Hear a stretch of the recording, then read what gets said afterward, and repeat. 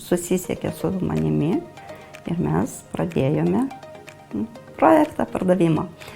Bet jis labai operatyviai greitai viską ten pasitelkė fotografę, atvažiavo ir padavė skelbimus.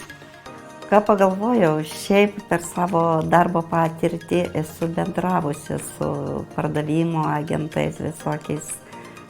Tai netipinis toks yra pardavėjas, jeigu galima taip įvardinti, bet iš tikrųjų jis man davė tokią viltį. Davė, kad parduosim. Aš nežinau, aš su Tomu dirbau, man atrodo, taip kaip Tomas savo namą pardavinėjau. Mane informuodavo kiekvieną kartą, kiek teiraujasi žmonių, ką siūlo, kokie yra realesni klientai, kurie nelabai realūs. Ir taip aš įsivaizduoju, kad Tomas tiesiog gyveno to mano pardavimu. Tai manau, kad jo čia labai yra profesionalumas ir gebėjimas šitą daryti.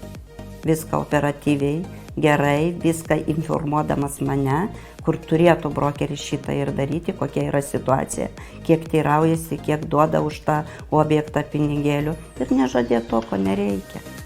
Ir kaip jisai, ramybės, tikrai viską padarysim, reikia laiko. Kaip sako, kiekvienas daiktas turi surasti savo pirkėją. Šiuo atveju tikrai galiu pasakyti, kad tai buvo jo žodžiai.